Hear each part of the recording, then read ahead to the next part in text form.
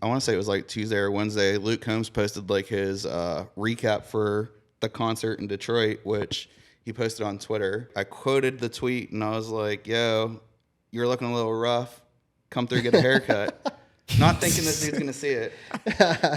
So Saturday morning, it's like, I don't know, like 10:30 in the morning. I'm like finishing up a cut.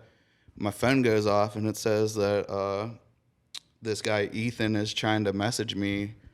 So I go and look and it says, hey Dave, my name's Ethan. I'm the tour manager for Luke Combs. Luke saw your tweet and wanted me to reach out to you about coming through to get a haircut.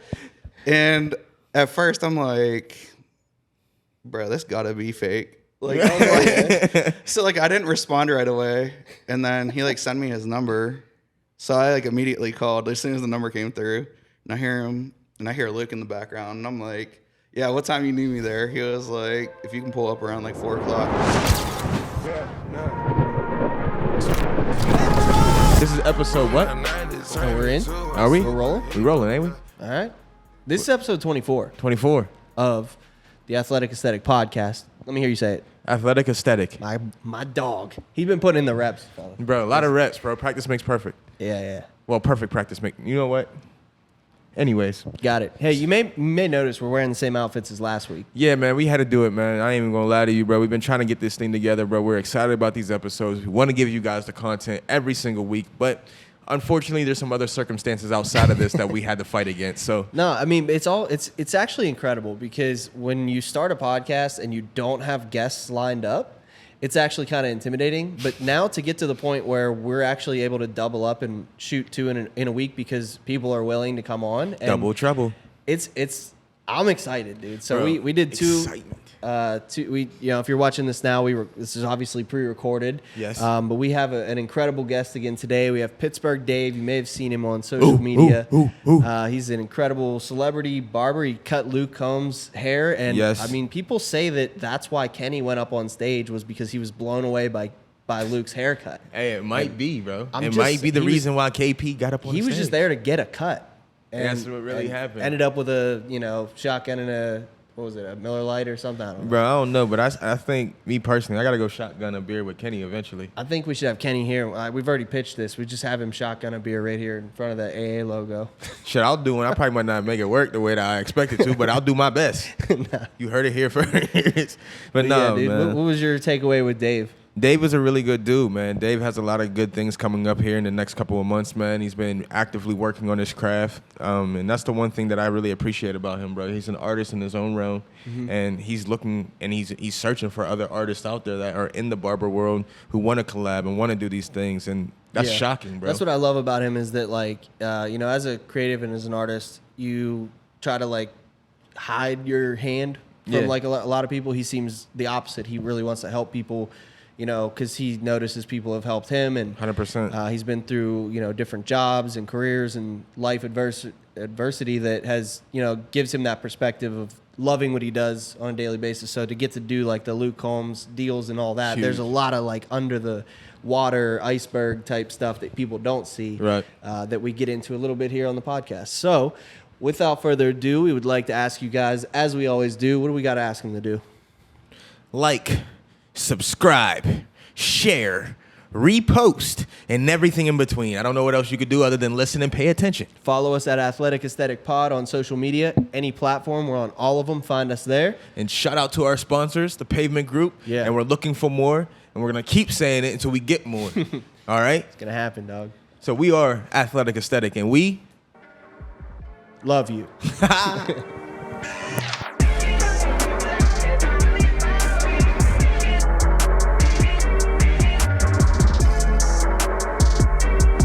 That's my goal as a barber. Like, I want to be able to just do whatever the hell I want when I want. Like, and I'm starting to get to that point. But I have like flown out and done some pretty cool stuff. Like, so I flew to Oregon to cut Granger Smith's band. Okay. And got to stand up on the side of the stage while they did their show. And I'm gonna be cutting him. He's actually on like his farewell tour right now. Okay. So he's getting into, I wouldn't say it's like pastor work, but he lost his son 4 years ago. Today's actually 4 years since he lost his son. And he's helping people who have gone through like losing a loved one, and that's kind of like his focus is like helping people find their purpose after a loss. So I'm thinking I'm probably going to cut them again for the Pittsburgh show, and then we're going to the one in Columbus as well. So, and then I'm going to fly down to Dallas Fort Worth for his last 2 shows. Oh, that's gonna be nuts. Yeah.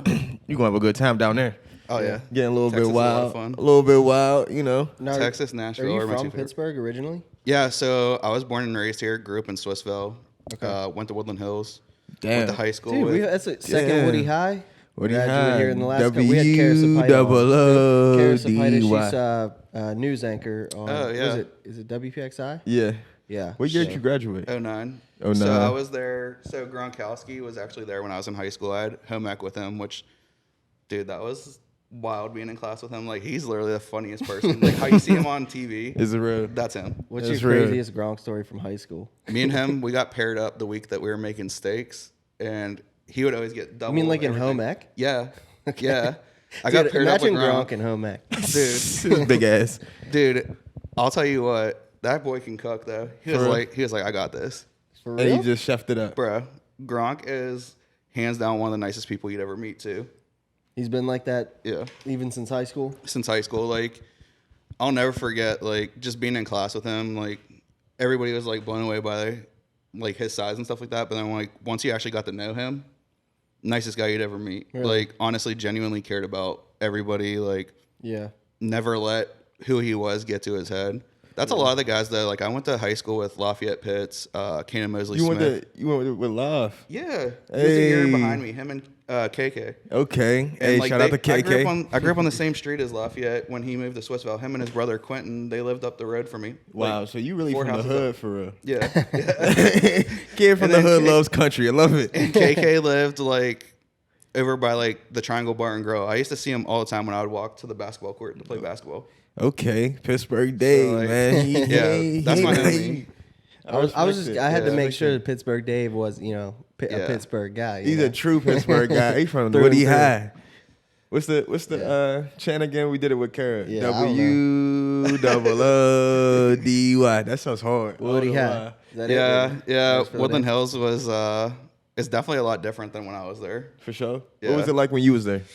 Man, I remember like 3rd grade walking in, first time seeing metal detectors in the school. That was wild. That was wild. Boy was shook for a second. Yeah, that and all the bomb threats we used to get. That was this was what's crazy. Nowadays things actually happen. Back in the day, people was just talking about it. Like They'd be like, I'll go outside, stand out in the parking lot. you know what I mean? Bro, I was in swimming class. I'll never forget.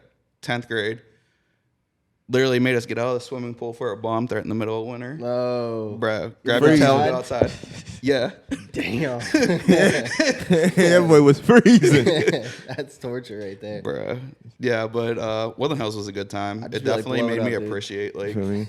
Woodland Hills definitely made me appreciate, like, where I'm at now. Like, my dad passed when I was 10 years old, so my mom raised me by herself. Didn't really have a father figure, so, I mean, it was on me to kind of, like, figure out how to be a man. Right. And I definitely went through, like, a lot of hard times growing up. And as a young adult, like, in my 20s, went to college, dropped out, worked all different kinds of jobs, mainly, like, physical labor and stuff like that. And being able to find my passion as a barber has truly been, like, the best thing that ever happened to me. Like, it's given me, my daughter, and my wife the best possible life.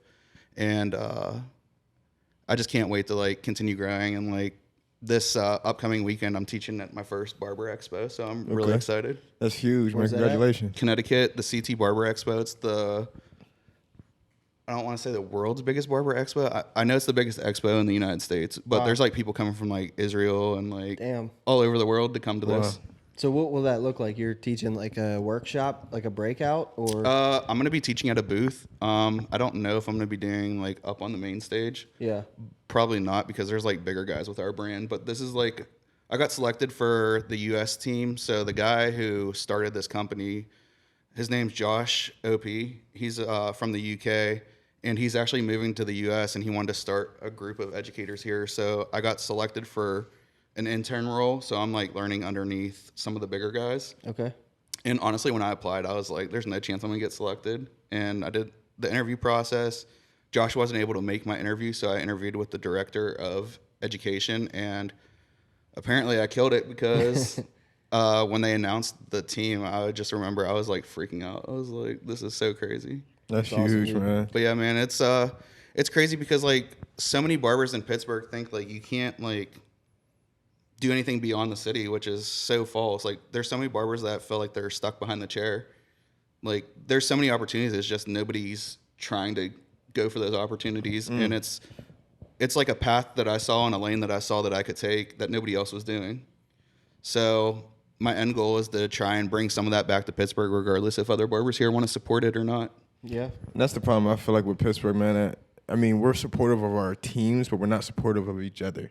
You know what I mean? You see so much backlash and so much hate backdooring that it's crazy, bro. Like, the people that you would expect to be there for you and be rooting for you sometimes be against you.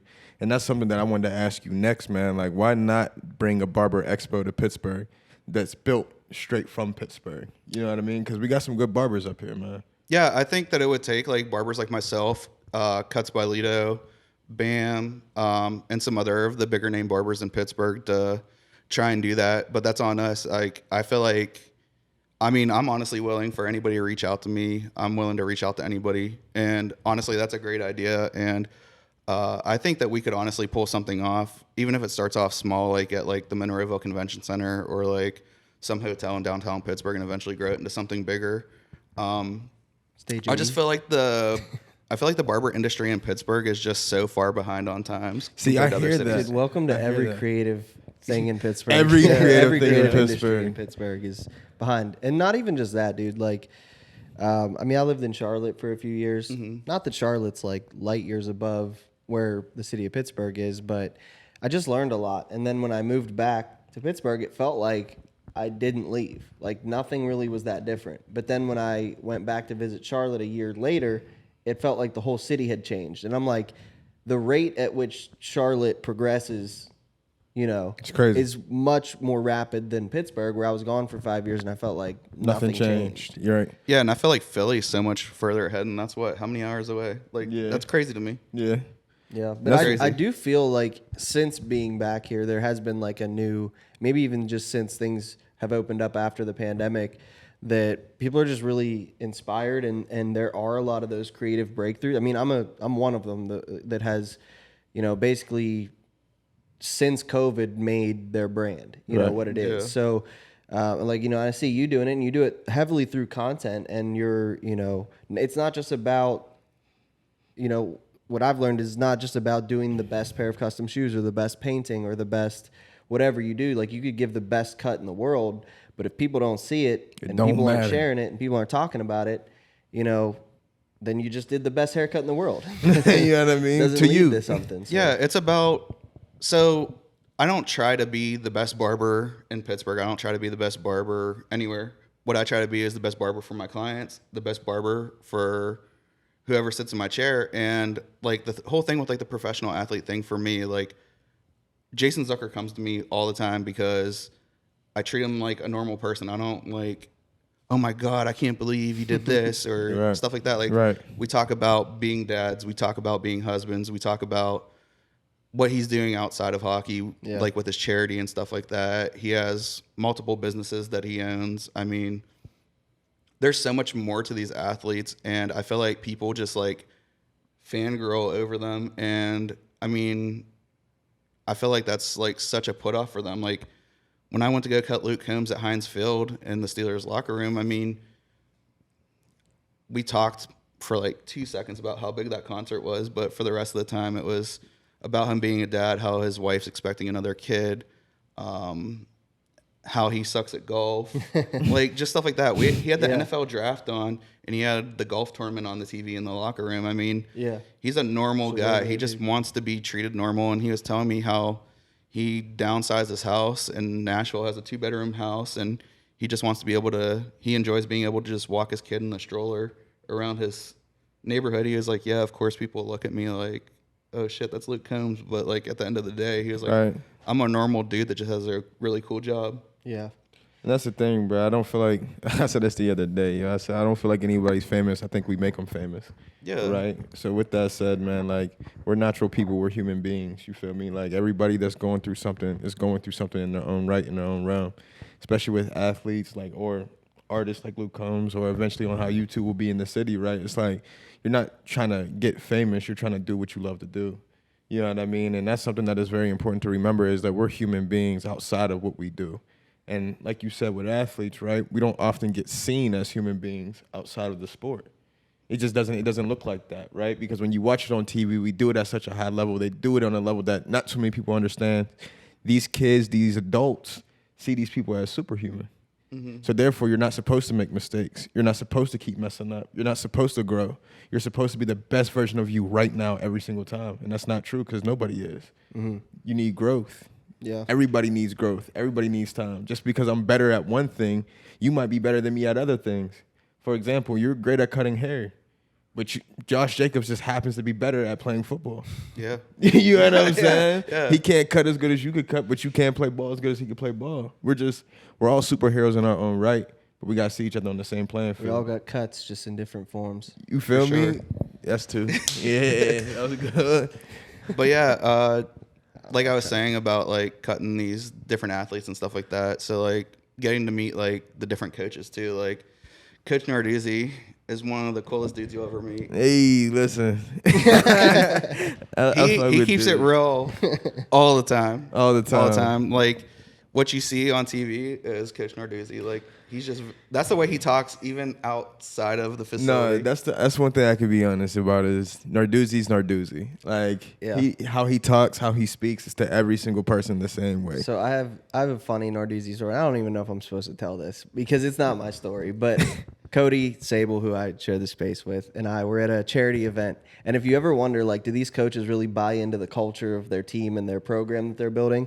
I don't know about all of them, but I know that Narduzzi is Pitt through and through, because this dude was at a charity auction. Cody did like a speed painting, and rumor has it was that Pat was telling his coach to stop bidding on the piece because Cody's a Penn State fan, which isn't even really true. Yeah. But like there was a rumor that Cody was a Penn State fan. Those don't go for it. Listen, don't buy this painting. I got a second story for you. I got another story for you. All right, I'm gonna keep it short and sweet. It's funny as hell. We're playing Penn State. We gotta play Penn State this week. Narduzzi's out there just looking around. I'm like, what the hell is this man doing, bro? Come to find out, bro, he didn't even let certain Steelers come through. Like, we were practicing indoors, so Penn State fans couldn't watch what we were doing. And then, like, if you played for Penn State and you played it for the Steelers, you weren't allowed to come in through the indoor facility while we were practicing. You tell me Narduzzi's not rocking a Friarmouth jersey no. to the games? No, when I say, in terms of him being a Pitt man, bro, like, if you're competing against him, good luck to you, bro. Yeah. Because he's trying to compete every single day, trying to get an edge on you some way, somehow, however he can get it. You know what I mean? Like, I respect it because he's willing to compete at all costs. Yeah. Well, Kickler, one of our guys that helps, he's not here today, but he takes photos of our show. And he did photography for Pitt last year, and he'd come in here. That boy was whooped at the end of training camp. And you would have thought he went through training camp. And I'm like, bro, you all right? And he's like, dude, this is crazy. Like, just the amount of work that was required of them. But anyways, I want to come back to the Luke Combs story because I know, like, you said that conversation with him was, a regular conversation, but that moment was not a regular moment for you. And not saying that you're not worthy of that moment, but I'm sure that felt really cool. So take me through that day. How does that connection happen? Walk us through that. So earlier that week, I want to say it was like Tuesday or Wednesday, Luke Combs posted like his recap for the concert in Detroit, which he posted on Twitter. And I was like, I quoted the tweet and I was like, yo, you're looking a little rough. Come through, get a haircut. Not thinking this dude's going to see it. So Saturday morning, it's like, I don't know, like 10:30 in the morning. I'm like finishing up a cut. My phone goes off and it says that this guy, Ethan, is trying to message me. So I go and look and it says, hey, Dave, my name's Ethan. I'm the tour manager for Luke Combs. Luke saw your tweet and wanted me to reach out to you about coming through to get a haircut. And at first I'm like, bro, this gotta be fake. Like, I was like so like I didn't respond right away. And then he like sent me his number. So I like immediately called as soon as the number came through. And I hear him and I hear Luke in the background. And I'm like, yeah, what time you need me there? He was like, if you can pull up around like 4:00, I get there. They park me by the tour bus. They give us all these like wristbands, and I had to get like a sticker for like on my pants to like go to the certain areas that we were in. And they took us like to the speakeasy area, and like the whole time we're like going through. My wife, Speakeasy area? yeah, so Like it was a backstage? private bar. It was a private bar for just me and my wife. I don't know this, okay? So don't look at me like, yeah, dude, you idiot. I ain't say that. It's a You- speakeasy for a reason, dog. We don't talk about it. Yeah. So me and my wife were like walking through with Luke's head of security, and she just keeps like looking at me, and I'm already nervous, feeling like I'm gonna throw up. And we get into like the speakeasy area. I'm like, I'm gonna grab a water. I was like, I can't start drinking yet. So they take us. I'm waiting outside the Steelers locker room for like 20 minutes. He's like, I'll be right back. I'm gonna check and see if Luke's ready for you. Literally just stand there with my barber bag, my ring light. Like, I'm ready to cut. Stand there. We go in. Luke's sitting there with all his boys. So Luke brings this couch. I don't know how long he's had this couch, but I mean, the leather is literally ripped. Like, he was like, I bring this to every show. He was like, Come on, Luke. Boy, you don't go buy a new couch now. so this dude's in there. He has his Appalachian State hoodie on. He has some basketball shorts and some slides on. And like, I'm setting up my barber stuff. They get a chair for him, set up my ring light. And he's like, you ready for me? I'm like, yeah. So he comes over, and I'm like, I got to do something to break the ice, because I was like, this is going to be so awkward. So he sits down, and I do what I do to all first-time clients. I'm like, so what do you do for work? Dude, he laughed so hard. He was like, just performing in front of 61,000 people tonight. And then, I mean, after that, it was just like normal conversation. He included me and my wife in the conversation. Then while I'm doing the haircut, I don't know what the guy's job title is. He like comes over and he's like, hey, you want anything to drink? He was like, what do you drink? And I was like, oh, I'm good. I got water. He was like, oh no. He was like, we got a full bar right here. So I was like, Jack and Coke. So I watch him. He pours like 3/4 of the cup Jack, and then like opens the Coke and he's like, Yeah. Just a little bit. I was like, all right. Yeah. So this is what type of night we having. All right. But yeah, the whole night we had that private speakeasy. Me and my wife, we'd go back and forth, get our drinks, go back up to the pit by the stage. Right. Dude, that's dope. My wife's friend and her husband, we met up with them. They came down with us, and it was just a great time. I mean, the way that Luke Combs and his guys treated me, and then Luke was telling me how he was looking for a barber in Nashville, and I happen to have a friend who's a barber down there, so I hooked them up. So, Man, you should have said that. You should have been like, nah, I'm your barber still. It's cool. I'll drive down. It ain't no... bro, I thought about it, but I was like, I love that. I mean, just how the whole thing went down, like, they were like, anytime we're in Pittsburgh, we'll be sure to hit you up. Like, I mean, his security, his tour manager, everybody was just so Cool people. yeah, great guys. Like when you meet someone that's like in a circle with like somebody that's famous or like has a name, and they're like, oh, he's down to earth, this and that. Like, I mean, I've definitely met some pro athletes, and I'm like, man, you guys were lying. Right, So right. bad. So bad. Like, there's some guys that I've met that I'm just like, yeah, I don't want to cut your hair again. Give us a story, but don't give us a name. Oh, You like how I said that? man. Careful here. Give us a story, but don't give us a name. Man, damn. There's a professional NFL player.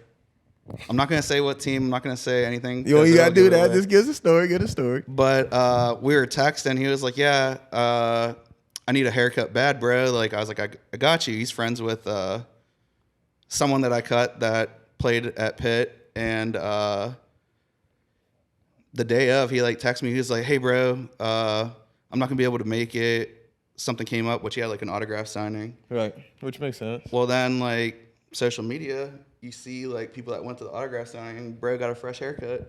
Oh. Cheated on his barber. Dude, I ain't even cut him before. I'm just like, Yeah, he lied to you. It's about the fact that he yeah, lied. like if you like, Just I'm say cool. you Like got if you're another- like, I got a cut. All right, cool. I got you next time. Yeah, whatever. dog. But like now, like when I can't even say Like if I see him somewhere, Hold it's up, just hold up. awkward. Can we if we beep it out? Can you tell us? We need to know. Yeah, if you can beep it out. Yeah, we'll beep it Yeah, out. we'll I bleep it promise. out. Oh, I was figuring this out, nigga. Because he's friends with. Yeah, that's how I was like. Soon as he said he used to play on Pitt, I said, I know exactly who the fuck it is. Yeah. He was like, hey, we'll cut that out though. Cut that out. But bro, I was low key super salty about that. I was like, damn. I will be too. Like literally, I was gonna order a jersey, Yeah. bro. I took that shit right out my cart.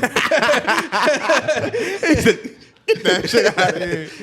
Hey, nah, I respect it that's though, good. bro. I respect it because you got. No, but I heard he's a cool dude. But like when I'm down at the facility now and he sees me, bro, he like stays away. Like I'll like go outside to the outside facility to like Right. watch Pitt. Right. Bro, he'll stay far from me. Really? He won't even say what's up. That's so weird, Bro, Well, it's crazy. like, I think people like they feel guilty. You know what I mean? Like he knows, like I shit, fucked you know up. what I mean? I Like, fucked up. Yeah, but but at the same time, At the just be same time, like I'm like, nobody it's- cares. It's Like, old.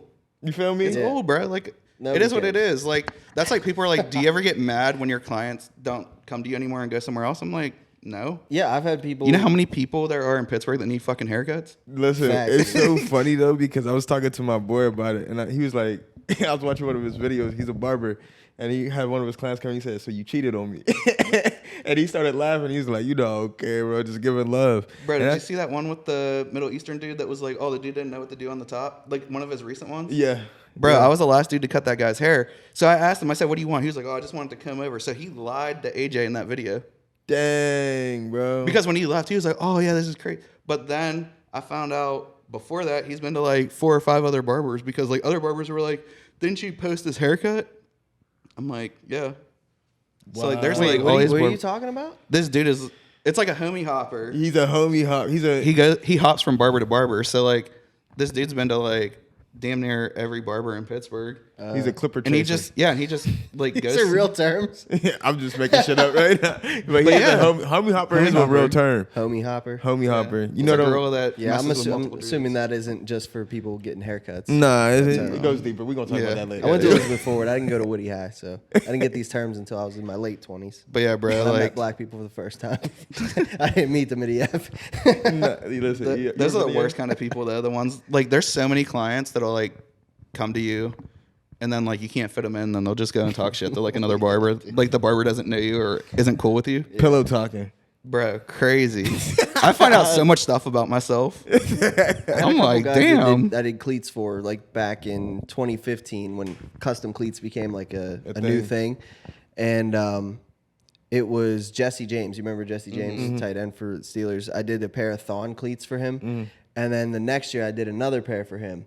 And so I'm like, this is my like main NFL client. So I'm like hyped. The next year he doesn't hit me up and he gets them done by this girl who went to Penn State. So it made sense. Right. You know what I mean? And she was honestly like at the time better than 99.9% of sneaker artists in the whole game. She actually works for Jordan Brand now. She does like Wow. all their colorways and like her customization got her a gig there. So I was like, dude, I totally understand. But so many people hit me up and they were like, damn, dude, you didn't do, because Jesse's a hometown dude. Right. Like, so a bunch of his boys, you know, who I grew up with, played ball with him. So Right. they'd be like, dude, Jesse didn't get his cleats done by you. And I'm like, yeah, it's cool. And they were like, damn, like, I'm so sorry. Like, people apologizing to me. And I'm like, dog, it's Okay. Like, it's really okay. I'm not out here, like, stressed about it.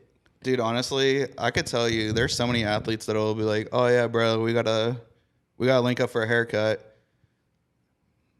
Never happens. Yeah, but I mean they'll message me so many times. Like there's a pitcher for the Pirates that's been doing that to me recently, and I'm just like, here's my booking app. Quit messaging me. Like I'm so tired of you. yeah, either Yeah. book and put a card on file or like I don't know what to tell you. Like I'm to the point now where like I can't really accommodate that stuff unless so like Jason Zucker, like I come in on my days off for him, but he knows like Monday and Tuesday I'm off. Yeah. And regardless if they got a game that night or whatever, he'll like hit me up and he'll be like, hey, this is the time I'm available. He's like, if you can't do it, he's like, I'll get you another time. He was like, I'm not gonna go nowhere else. Like he's one of them dudes. Like He's a loyal dude. yeah, and I mean Jason knows like if he hits me up and was like, the only time I got is like 5 a.m. I'll be there. Right. But he takes care of me. He respects my time.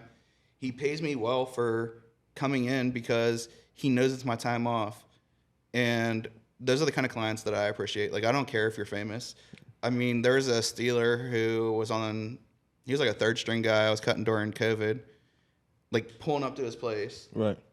And he'd be like, how much? And I would give him shot price. He would try and lowball me and Venmo me $10 less than that. I'm like, bro, you play for the fucking Steelers. Yeah. And you over here trying to lowball me, bro? He tried giving me $25 for pulling up.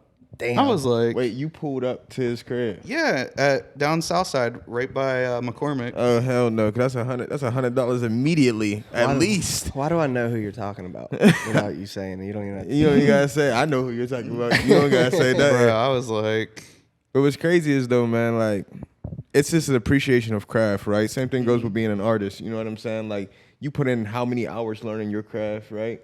And we were expecting somebody to respect that. Unfortunately, we don't always got those type of people out there that respect your craft for the same things that they're doing with their own personal craft. So I want to say I respect what you're doing, man, but there's another side to this, okay? So I want to ask you a question. Very simple question. Very simple question. As a barber, where do you think you need to improve most? Tough questions is my thing. that is a tough question. They're my thing. That's what I like to do. So I feel like I'm pretty well-rounded. I would say, like, I don't really use enhancements, and when I do, it's very sparingly because I use it for like maybe like a picture or something like that. Right. But outside of that, like because of like my new like role that I'm taking on with the education, I guess like the public speaking side of it and like being able to put into words why I'm doing certain things. Okay.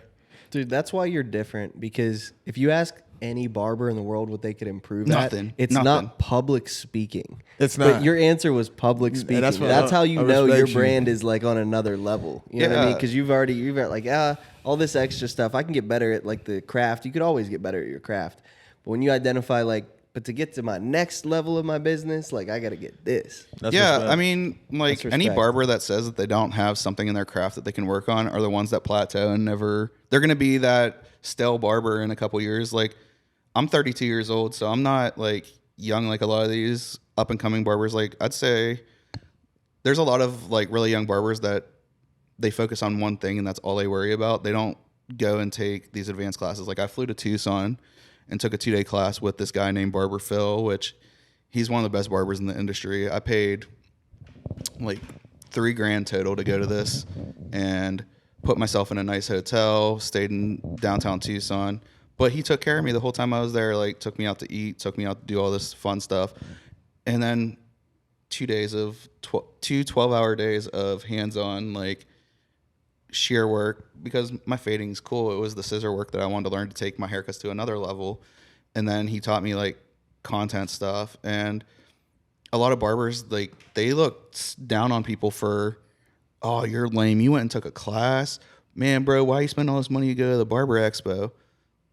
But at the same time, their scissor game, their fading game, their content, whatever, is keeping them where they're at, and that's why they're stuck behind a chair Just and pull not out being your able to do phone something. and show them their Instagram page when they ask you that. Yeah, it's just like, let me show you my DMs. Yeah. Why? Like, and athletes, they want people that care about cutting hair. They want people that take their craft serious. Because I can't tell you how many of them have been like, yeah, man, like I didn't know where to go, so I just went to Sports Clips, or I went here, Right. or I went there. And I mean, there's some that are like, you can just tell. He was like, I could tell the guy just didn't care about cutting hair. Right. Like he was just doing it because it was an easy form of him to get money. So going from high school, were you cutting hair in high school? No, Or man. when did you start cutting hair? When I was 27. Wow, so this is like a new venture for you. Yeah, so I wanted to cut hair when I was in high school. Like it was something I wanted to do. I wanted to pursue barber school, but like my family's very like, everybody's educated. Like I was the first one that didn't graduate from college Damn, that's crazy. out of 27 grandkids. Now that's different because you usually hear it the other way around. I was just gonna say, I'm You the first usually one in my family to go to to college. graduated. Yeah, so and my I barely grand- did that. So My grandfather, he taught at Duquesne University for 46 years. okay. Damn. My grandfather has a private psychology practice, family practice. My grandmother does the same thing. My mom was a teacher. My mom had her master's in early intervention with autism. I have an uncle that was a lawyer in Portland, Oregon. I have an uncle that teaches music at Florida State. I have an aunt who worked for a publishing company. That's crazy. My one uncle was a very successful real estate agent, and then my other uncle studied philosophy. But all of my cousins are pretty successful people. My one cousin went to Rice for like orchestra or something, and now he's at CMU getting his master's. My cousin Sarah, she danced at Point Park. She's living in New York City pursuing dance. Damn, dude. Can we just get your whole family? Bro, it's literally just do one video. It's so crazy. So like I always felt like pressure to like go to college. So I went to Pitt, got there, got my student ID. I was hyped. I was like, this is gonna be great. And then like halfway through my first semester, I'm like looking at my grades and I'm like, like I pay how much to get these grades? Yeah. And then like I didn't know what to expect. Like I didn't really do like a whole campus tour or anything like that. Right. So like I just like whatever classes were earliest I could get my day done with, bro. I was like going up and down that damn hill all day. I'm like legs on fire. Legs on fire. I already know. I thought I was gonna have calves like Narduzzi, bro. Listen, nah, bro. His calves are unreal, bro. That's difficult. Where's he find those tube socks? Bro, listen, I said the other day, I said, bro, what do you do? Do you just do toe raises all day? Like his calves are like, I've never checked out the man's calves. Because his calves is like your quads. For real? Crazy. Damn. Like, it's wild, bro. But yeah, like my experience at Pitt was great other than my grades and stuff like that. Like I got to meet a lot of cool people. I'm still friends with a lot of people that I had class with. So what happens when you leave Pitt? I left Pitt and just worked like all kinds of different like First job out of jobs. college. First job out of college. Man, you guys aren't gonna believe this, but I used to do like it's called biohazard cleanup. So like we would clean up after like someone killed themselves or unattended death. Dude, I follow this is some freaky shit, but I follow some accounts that are like bio cleanup type shit. Wow. How you did that. It's not bad, honestly. Bro, honestly. okay. Unattended death, it smells. But like someone shoots themselves, like or like you go and clean up like a murder or something like that. There's no smell. It's just like depending on how long like the blood and stuff is sitting, it might. My sister's a mortician, so she works closely with these. What's up with y'all? Hold on. Time out. Out.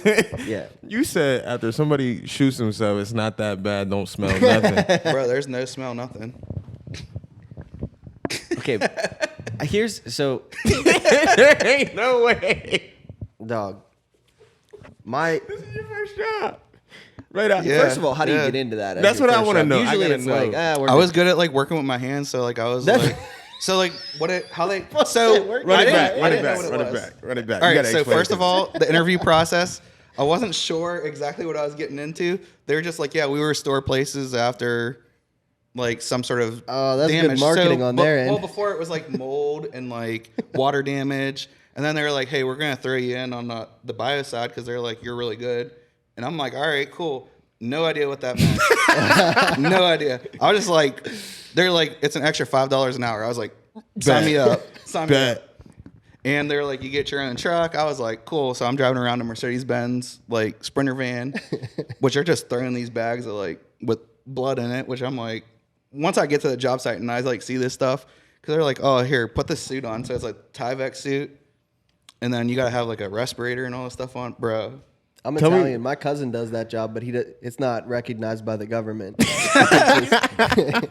His name's Uncle Tony. We don't talk about it. But bro, I'll tell you what, it was a crazy job. I did that for like 2 years.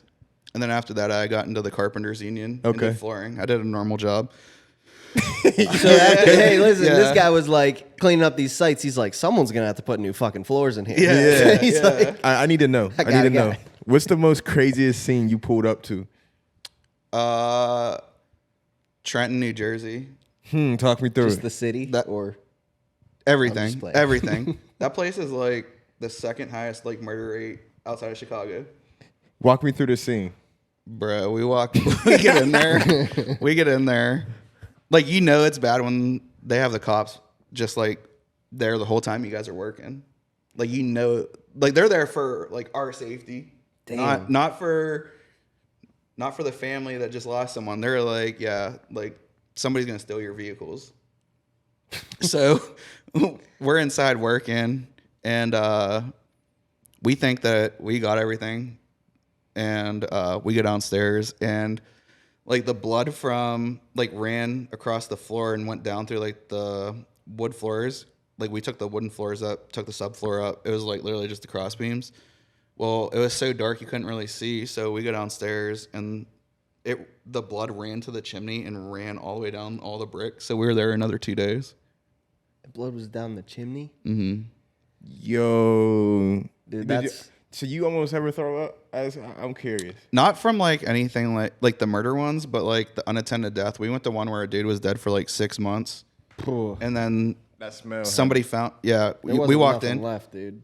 I mean, we don't see the bodies and stuff Yeah. like that, but the couch was just like it was so Yeah. foul. And then like the carpet, there were so many maggots. It looked like waves, like at the beach. Like I mean, like the carpet was moving. So when did you know you had to get out of that job? Like, When it was summertime and I went to an unattended death, and we weren't allowed to open the windows. And I was like, I just remember like, so it was like a 3-hour drive to this job site, and like the whole way back to the shop in my head, I'm like, yeah, I'm quitting. I'm quitting as soon as we get back. that was a SpongeBob moment when he needed water. That boy needed air. Like, Yeah, but what was cool about the job though, like it wasn't like you had to work straight through. So when you wear this Tyvek suits and the respirators, there's like certain laws that I think it's like you work for an hour and then you have to take like an hour break Okay. to give your body time and like you gotta Recover. like, hydrate and stuff like that. Yeah, so we were getting paid a full wage. When realistically, like in a day, we'd probably do like 5-6 hours of work, but we were there for 12 hours. Listen, man, whatever you got paid, you earned that shit. You earned it. I'll tell you what, that was probably one of the better paying jobs. Really? Yeah, I believe it. That's a story you could tell your grandkids for the rest of your life. Because I'd have never expected you to be working. I mean, I know you cut hair, Yeah. but cleaning blood. Yeah, that honestly, the blood wasn't even, like I said, it wasn't even the worst part. And then I would say the worst job I ever had was working at Kennywood in high school. Oh, Listen, shit. to this day, Were I you think a rider or Kennywood a game is guy? just- My bad. I didn't Food, No, you right. food. You were a food guy. Do you trust being? All right, No, but- I don't eat at Kennywood. I don't eat at Kennywood. And then like working there, you get to know people that like operate the rides and stuff Yeah. like that. So like when I was in high school, I dated a girl that operated the Phantom. So like I was cool going there because like I knew a bunch of the people, and like 2 of the girls I went to high school with worked the same ride as her. So, but like nowadays, like I definitely will like kind of like check out who's working Right. and who's working the rides, and I'm like, You mean to tell me you don't trust some people? Bro, This is the new to me stories I because I'm could like, tell these you- guys are all vetted. They got my life in their hands. the stories I could tell you about working at Kennywood. Start with The one. amount of people that have heart attacks while eating their food, bro. Like, Huh? bro. Like just guests? Or cleaning out. Like, I'll tell you the craziest story. So, for Fright Nights, you know, the Racing Rapids. Yes. So, they drain it, Yeah, I've walked through that. It's like a voodoo Yeah. something is what they call bro. it. I think. So, after Fright Night, like, they just leave it empty. So, at the beginning of the season, they have like the maintenance guys and like whoever wants to volunteer to like go and help like clean it out so they can fill it with water. There's deer that get stuck down there and can't get out, and they just die. They just starve to death, and there's just dead animals down there. How many? I don't know. I never went and cleaned it out. I just seen pictures. People would show me. Peter's about to be pissed when they hear this. Dude. But yeah, Kennywood, they're coming for your ass. Listen, Kenny Kennywood was got a lot definitely a more wild problems. place to work. Like, we would have like employee night where we would shut down the park early, and then we would get to ride rides, and then like our that's supervisors and stuff would like run the food stands. Oh, that's and stuff like cool. that. That's I worked at cool. Sandcastle. What year were you at Kennywood? I worked there 2008 and 2009. Dude, I was probably at Sandcastle the same year. Yeah. I was a lifeguard. See, I feel like Sandcastle would be so much better than Kennywood. Heck yeah. Yeah, I didn't do extent. anything. I wasn't like I was in food though, so like, I mean, I was like sweating my balls off making fries and Yeah. like making cheesesteaks and changing out the condiments. That don't Bro, even changing sound the fun. pop for the machine. Mm-hmm. Bro, I can't tell you how many times I like ripped my fingernail off or like yeah. cut myself. Bro, Yeah, Kennywood that- is some slave labor, and they Dude, any and they get amusement away with park paying is you. rough. They get away paying you below minimum wage because it's a seasonal job. I was making $5 an hour Yeah. working at Kennywood. What'd you make at Sandcastle?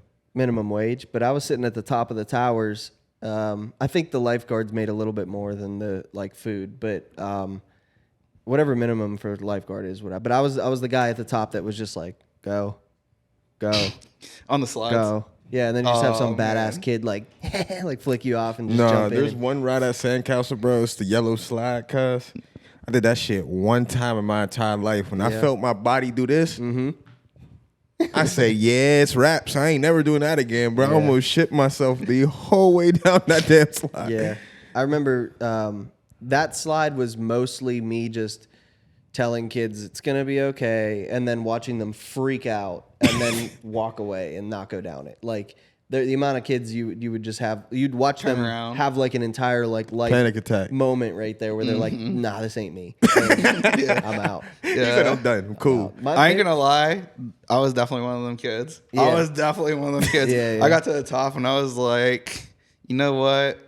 This ain't it.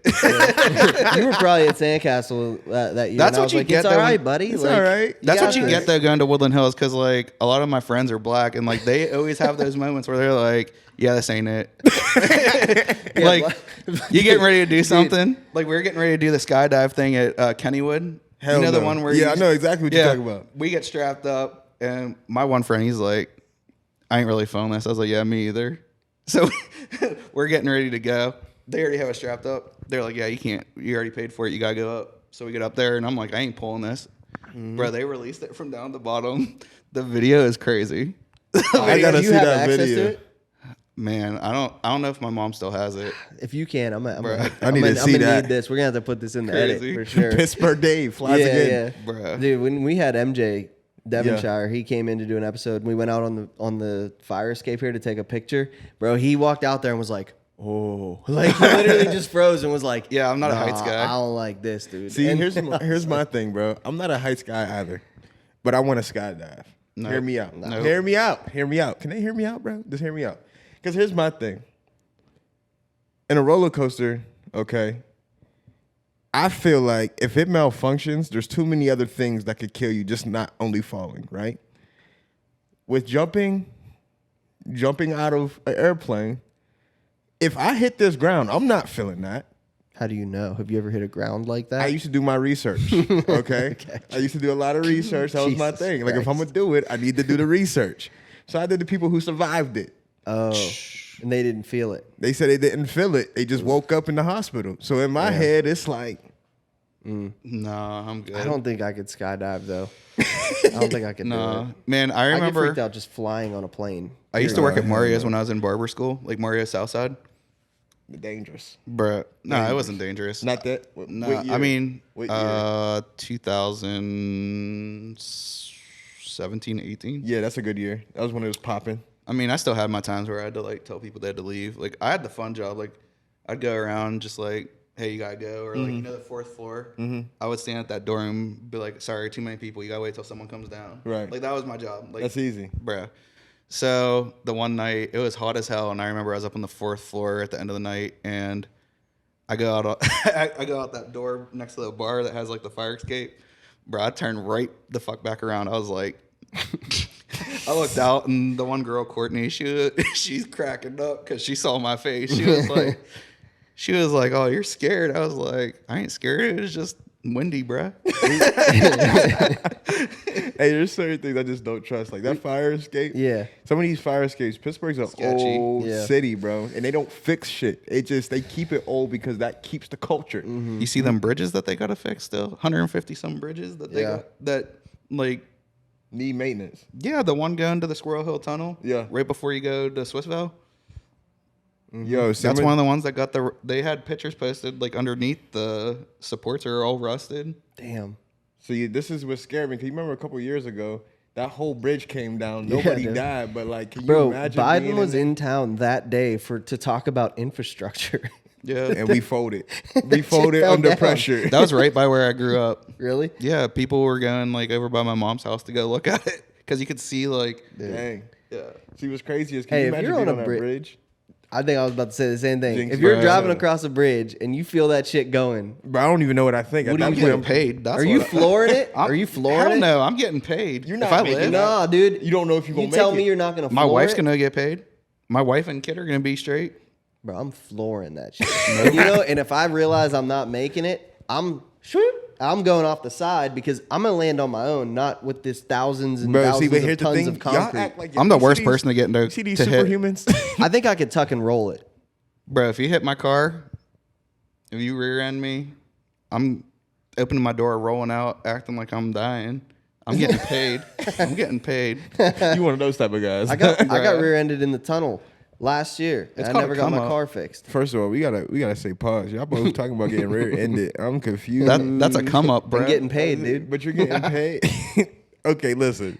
I tell you this right now. There's only one time where I'm like, should I keep this going to get more money? So I got in a hit and run. Bruh, first of all, they hit me, bro. And my dog in the back yelped because when they hit me, she didn't have like a strap on or nothing, bro. She flew from one side of the car to the other. But then I hit my head off the steering wheel and I like open my eyes and I see dude backing up. But the police took like 30 minutes. And I'm still in the whip, like low key stuck. I'm like, maybe I should like make this a little bit more for insurance. Bro, if you don't have that thought, you're lying. Yeah, if you say you don't have that thought, you're crazy. Yeah, Bro, no. I went into a Jimmy John's the other day and the floor was mopped and there was no sign around. And I thought, If I just my neck, my back, my neck, and my back. I didn't do it though. 'Cause I'm not a piece of Bro, shit. so the plaza I work in, we have a Mexican restaurant next to us where my suite is. And the one night, something caught on fire there. I have clients that all live near there, and like, you know how people are in like the Facebook groups. They're like, "Oh my god, the My Salon suites are on fire." I'm like, "Please God," because like literally the week before, since I'm looking at storefronts, I had to get like a bigger insurance for myself and stuff like that. So I just put my suite as my business address for now because I'm going through the county to get a small business loan. So they had all these requirements. Bro, when they said it was on fire, I literally told my wife, I was like, I'll be right back. I was like, I'm going to see. Because I was like, if this is on fire, I was like, this might be the best moment of my life. Come on. I got $250,000 policy on my suite, which my suite's maybe half the size of this, if not less. Wow. So I was like, and all the stuff I got in there, I mean, the amount of barber equipment I have and all the stuff I put in there, probably around like $40,000-$50,000. So I was like, I'm about to buy me a whole building. He said it's about to come up. Yeah. Dude, I was so excited. I pull up. There's like, not even gonna lie, like 16 fire trucks. My man's over there rubbing sticks It's together. it's the Mexican restaurant. I was so upset, bro. He was like, I ain't getting nothing. Because I called the one girl that I'm friends with. Her name's Kaylee. She's a lash artist there. I'm like, yo, I think our suits are on fire. She's like literally about to cry because like she spent so much money on putting her lash stuff in there. She's like, let me know. Bro, I get there. I text her. I was like, man, it ain't on fire. He ready to cry. He's like, damn. Dude, I was so upset. I felt bad for the one girl because like hers was like, she shared a wall with the Mexican restaurant. Right. They went in there. The fire department took like the hook and just ripped her whole ceiling out. So like all her stuff was like, it just had, Torch. yeah, it was just.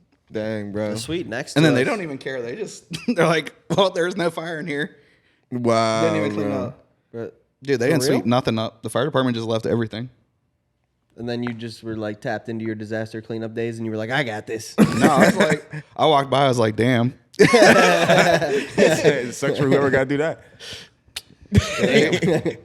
So, last question from me. I wanted to ask you, when did you know for sure that you wanted to be a barber?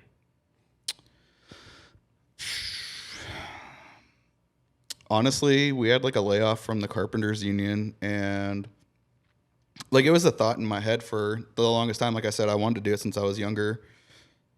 So I was like driving home the one day, and for some reason there was a detour, and at the time I was living in Delmont, out like by Murraysville, and I ended up going past where the barber school is, and I was like, So I pulled into the parking lot and I'm like, when's your next class start? And they're like, 3 weeks. I was like, sign me up. Ever And since then. I'll tell you what, though, there's a couple times that I was like, damn, was this the right choice? Like when I was going through barber school and my money was tight, when I first got into a barber shop and like, I don't know. I feel like I was under the same impression that a lot of new barbers are like, oh, once I get this license, it's over. It's like, cracking. Yeah. Right. Bro, I'll tell you, the first barbershop I was in, like no fault of the owners, but he brought me and another new barber on. So we were like kind of fending for ourselves with the walk-ins. Right. I left there, went to this place out in Greensburg called Comrade's Barbershop, and Greg was just like very honest with me. He was like, there's 8 barbers here. He was like, I don't really know about bringing on another one right now. I'm like, bro, I don't even care. Like, I just want somewhere to cut, and brought me on. And like I knew it was going to be growing pains, so I just watched the guys that were busy, saw what they did, how they did their customer service, and the best advice that I got from Greg was take what you can from everybody. He was like, not everything's going to work for you the same way it does for them. So what he says, focus on what works for you, and constantly just keep trying to grow and get better. So when I wasn't busy, I mean, Greg has 2 barbershops. Dude's busy from like 7 a.m. till he's there after all of us left still cutting hair. So when I'd be there, I just go sit in the back and watch him cut hair. Right. Dude's a man of very, very few words. In the time that I worked for him, I think we probably talked for 20 minutes total. Wow. Just like he's one of those guys. He's very serious about what he does. And he, like, when I first got hired, I mean, obviously we had like a conversation, but I don't know. I just saw like his work ethic and his drive, and it kind of like inspired me, seeing like the kind of life he has. He has a really nice house, amazing cars. I mean, I don't know. It's just crazy because like he came from Kansas City with nothing, opened a barbershop, advertised it as 24 hours, 7 days a week. Damn. Worked by himself, would show up whenever anybody wanted to cut. His whole story is crazy. I don't know his whole story, but I listened to it when he was on a podcast, and it just inspired me. And then like when I went to my suite, I moved 45 minutes away from Comrades, and I remember like my first 2 weeks, I probably did like 6 haircuts. And I was like, maybe I should go to a barbershop. And I just kind of like just bet on myself and just kept posting on social media, kept offering free haircuts for people to come try me, posting in Facebook groups, getting banned from Facebook groups. Yeah. You gotta go through Who it. was your first like big client that you had? So I'm not even gonna lie, when I was in barber school, I got Teddy Bluger and Zach Trotman from the Penguins while I was still in barber school. I hit him up the one day. I was like, yo, when you guys are here for training camp, let me cut you. And he's like, all right, bet. So they hit me up, and I was still in barber school. And if you miss school, like every day that you miss, I think is like $10 added onto your tuition or something, like, or $10 per hour or something crazy like that. So I'm already like in trouble with the barber school because like nobody wants to be in school in the middle of summer. So I'm going fishing, swimming, just missing school. And my instructor's like, Dave, like you can't. I'm like, I'm going. Like I was like, I don't care what you guys say. Right. So I get there, and I'm cutting them in the hotel across from the Penguins practice facility. I definitely lied. I was like, oh yeah, I've been doing this for years. Like, cut them up. They were super cool though, like really nice guys. But I would say those were like the first like big name athletes. Like Teddy Bluger's pretty big now. He plays for the Vegas Golden Knights. Mm-hmm. Okay. And I cut him until he got traded. But then I would say up until like Luke Combs, the biggest person I cut was Jason Zucker, which me and him are really tight. Yeah. He's a really great guy. That's awesome, dude. I mean, just seeing you go from, I just always have such a respect for people who not only just do something and just start and not know like the destination, but people that have been through different jobs, and Right. it gives you a new appreciation for what you do now, I'm sure, because you know what those other jobs look like and the freedom that this allows you to have. Yeah, man. I mean, there's so many people that are like, oh, you need to stay humble, this and that. But like, they don't realize that I actually appreciate all the cool stuff I get to do. Like the first time I cut Jason Zucker, I mean, it was a really cool moment for me. I'm a huge Penguins fan growing up, and just getting to see like him as a person, and Right. like he has a bond with my daughter, my 6-year-old daughter Ainsley. When That's huge, man. dude, she's so upset that he doesn't have a new contract yet. Like, it's Hey. so crazy. Like, and then how tight she is Let with him like know. Johnny Patrician. Yeah. Let them know. Penguins, Get on Bring it. our Fenway boy Sports Group. bring our Give boy Jason $6 million in 5 years. Bro, he deserves it. He deserves it. Yeah, man. but honestly, yeah, Jason's one of the nicest people you'd ever meet. The amount of charity stuff he does, the stuff that him and his wife do for the Minnesota community, It's just like absolutely crazy the kind of stuff this guy does that honestly doesn't get recognized enough by the media. All they care about is like honestly the on ice production, but there's so much more to these guys. A lot of these athletes I cut. That's the theme with sports and media is nobody gives a damn about anything in the media other than the numbers and what's going to give them clicks. So if an athlete's doing well, they'll post it. If they're doing really awful, they'll post it. But if they're doing this X, Y, and Z outside, and that ain't going to get them no clicks, so they ain't going to. And that's what's sad, man. They don't. It's unfortunate, right? And it's starting to become a little bit better, but positivity is uncool, right? It's not something that people are looking for. It's not going to get them the clickbait. It's not going to get them what they want to get out of it, right?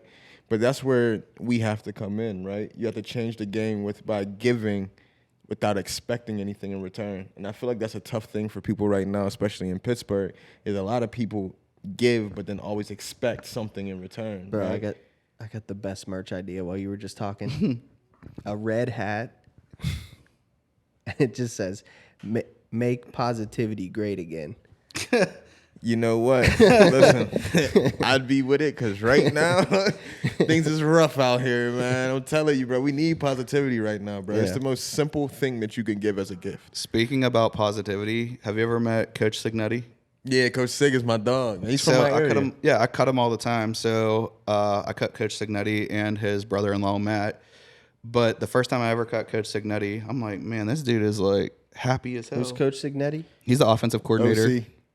Oh, for Pitt. Yeah. And I'll tell you what, I cut him a couple times, and every time he like introduces me to someone, he's like, "This is the best barber in Pittsburgh. This is Pittsburgh Dave." Blah blah blah. But like Coach Signetti, he's honestly like one of those guys. Like I remember when he was going through like all the stuff with his dad, losing his dad, and like his dad being in the hospital and stuff like that.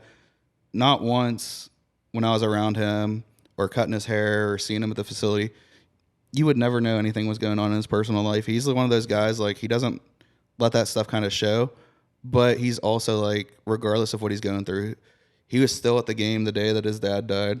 He coached the game, did great, and then, like, how he just handles everything, like... He handles adversity really well. He's very, like... That dude is just so professional, always has something good to say.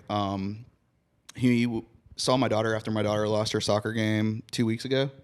My daughter had a great game, by the way, and had to put that out there. Yeah, my daughter Ainsley killed it. Out. But give her a shout out real quick, man. Yeah, you did great, Ainsley. Very proud of you. But Coach Signetti, I mean, he just talked to her about like, no matter if you play well or not, like as long as you have passion for the game, that's all that matters. And just like the conversation he had with her about her playing soccer and her wanting to pursue sports and stuff like that was pretty cool. And I mean, obviously he didn't have to do that, but he's just a great all-around guy. And I'm very thankful to have somebody like him as a client. And then another guy I want to give a shout out to, I have to give two shout outs, Johnny Patrician and Terrence Moore. Those are the two guys that got me into the Pitt facility. Right. I reached out to Johnny Patrician on Instagram and was like, "Yo, let me kill your haircut." Right. He came in, and when he came in, it was when I was still building clientele, and I was like, "Yo, if you refer somebody to me or whatever," I was like, "I'll give you a free haircut for every person you refer." So then he just started bringing guys from the football team. He was like, "Put me down for 2 haircuts." He was like, so he brought Nate Temple, and then he brought Terrence Moore, and then like they just kept coming all the time, and they would like send other guys like Blake Zavovich, Gabe Hoy, like all these guys. And then the one day I was like joking with John, and I'm like, "You gotta get me down at the facility, bro." And he was like, "All right, I got you." And then he had somebody from the football operations reach out to me, and they're like, "Hey, you want to come down, check out the facility, and do a haircut?" I was like, "Yeah, cool." Went down there, and then it was a wrap from there. I can't even lie to you, bro. I told JP this the other day. I was like, I love that you play ball, bro, but I can't wait to see what you do after, bro. Because he's just the master connector. It when I cut him. Master connector. Dude, I told him, I was like, you have to get on TV. He'll be on TV. Yeah, I said TV, radio, something. I was like, there's no way.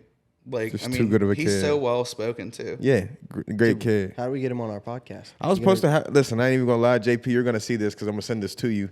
I apologize because it's my fault. He had hit me. I said, "Bro, you should slide through." He said, "We should hang out." He's very busy. I'm very busy, but that's one of my close friends since Yeah. I'm talking about like here. Really? Me and JP go back to 7th grade. Wow. Dang. And JP, bro, we used to go at it. Like, he went to Borough, I went to Apollo, and I used to move around a lot, man. Yeah. We used to play against each other, and then we became teammates on AAU basketball. And, man, you couldn't stop us, bro. I'm telling you right now. We was having dunk competitions in the middle of the game, bro. Yeah, I saw the video of him dunking because he told me he could dunk. I was like, Listen, he's dummy athletic. People don't know this, bro. JP is an athletic linebacker, man. So, dude, that dude's probably the most ripped dude that I cut. Oh, my God, bro, listen. Crazy. Listen, to this day, bro, I'm hoping that everything comes your way and you get every blessing you deserve, brother, for real, man. Because that dude, not only is he a great athlete, bro, he's a great person, bro. Yeah. Dude, the I amount of don't know him girls, that well, but just my interaction with him on social media is the amount of girls that DM me when I geez. post this haircut, bruh. Who is John Oh, I Patrick? thought you were They about were to like, expose who my is- man real quick. I was about to be like, don't say it. No, man. Hey. No, the amount of girls that DM me about him when I Yeah. post his haircut, or like when I did that video with the bra, they're like, "Oh, who's that first guy?" I'm like, Oh, my God. I told him, I was like, I can't even post your haircuts no more because my DMs are crazy. I was like, you need to go on the Bachelorette or Bachelor or Something, bro. something. You should check your demographic after you post him and before. Crazy. Probably get a lot more of a female audience. Listen, JP's always been like that, though. That's always been the problem. We The couldn't ladies, go- man. Yeah. We couldn't go nowhere, bro. Every AAU game, JP. I'm like, man, what about Trey? But nah, bro, good dude, man, good dude. I'm praying for my boy. Can't wait for him to get back from New York. You know what I'm saying? Hopefully we can get him in here and be on Yeah, the for podcast sure. with us as well. I want to end it on this. I've been staring at it the whole time. Die a legend. What does die a legend mean to you? So my mentor Chris Bossio owns Team 45, and that's their slogan. And just the way that he carries himself, the way that he cares about his business, and the way that he cares about barbers that truly want to get themselves to financial freedom. So it's not like, oh, just keep raising your prices, do this, do that. Like the mentorship, it's pretty expensive to get into, but you have 24-hour access to him. We have a Discord group that we share our wins, we share what we're doing with our business, Right. stuff like that. There's guys that are light years ahead of me. My one boy, Jordan, he's actually nominated for Rookie of the Year. So we have a Barber Grammy thing this Saturday at the CT Barber Expo. You just won. What was the award you won? I won Barber of the Year last year for Associated Hair Professionals. Congrats, I got man. the cover of their magazine and 6 Yeah. pages on the inside. It's But yeah, it's a whole different award ceremony than that. But Okay. my boy Jordan, he's nominated for Rookie of the Year. So I believe he's been out of barber school a little over a year. But in his first 9 months, he made $120,000 Sheesh. out of barber school. And I don't want to get it wrong, I think he's like 20, 21 years old. Like Good young shit. dude, like this dude, I told him the other day, I was like, you're going to be a millionaire by the time you're 30. Like Easily. he just bought his first or second like multifamily unit like house. Wow. So He's going to be on 30 under 30. dude, it's crazy. And like there's like guys like that all in the group. Like there's this dude Zach. I'm not 100% sure where he lives, but he has a barber shop, and then he does like a lot of stuff like that too. Bossio has like 6 or 7 barbershops in Tampa. He has this product line, Team 45. It's like barber stuff. He just started Pi Accounting, which is strictly, he has accountants that help you as a barber so that you can report your taxes, be able to. So it sounds to me like you're saying you shouldn't do it alone. Yeah, I Because mean, you're- it takes a whole team to get to this. Like, Bossio literally changed my career. Like, when I joined this mentorship, I mean, I knew how to market myself on social media, but like, he taught me Google business. He taught me like tracking my numbers. Like, I didn't know how much money I was making. I was just getting cash and Venmo and stuff like that. And this Pi accounting service that he does, people think it's expensive, but I mean, $365 a month for me to not have to worry about the IRS coming at me. Oh, for sure. I'm cool with it. And like, they take care of everything for me. Like, they're like, hey, Dave, you need to do this, or You should be Can you doing do more of this. Yeah. And like, they switched me from an LLC to an S Corp because this past year I found out I owed $29,000. Yeah. Yeah.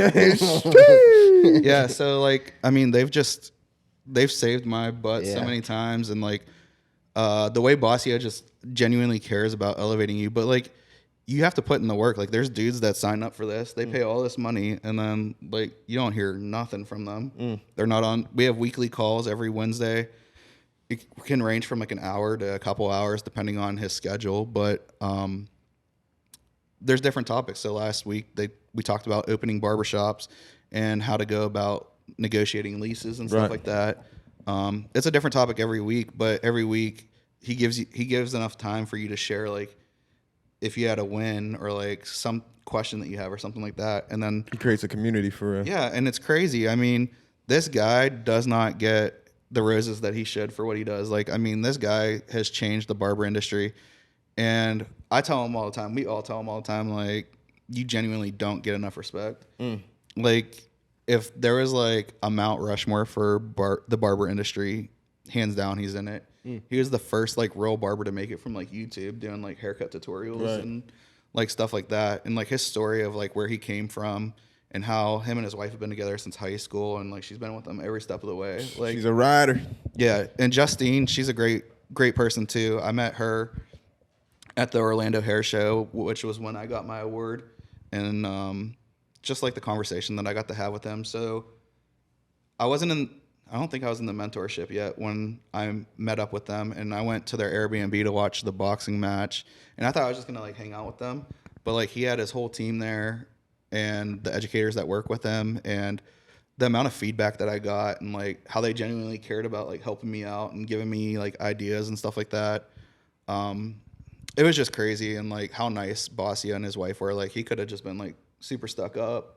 But he was cool. Yeah, and I think that was like the moment that I was like, yeah, I want to do this mentorship. Like seeing just like the amount of value I got from sitting with him for a couple hours. Right.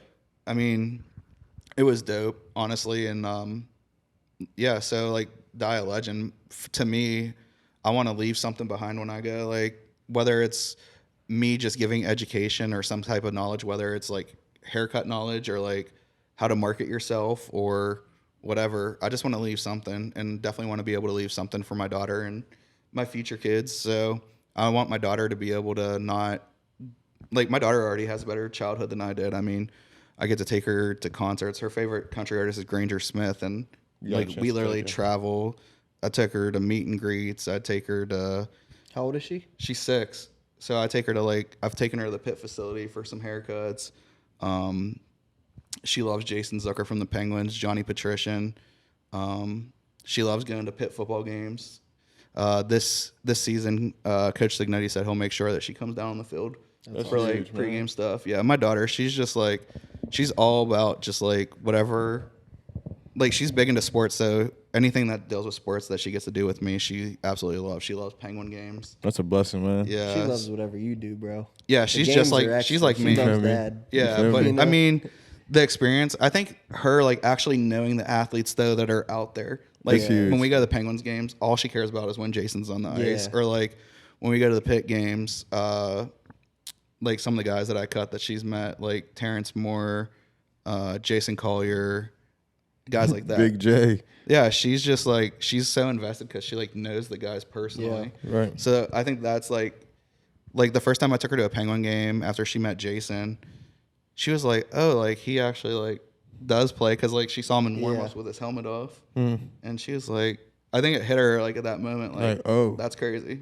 My dad cuts him. So my last question, I said my last question last time. This is our favorite, my favorite concept, because he kills this concept. If you had to build an NFL jersey right now, first things first, what team are you picking?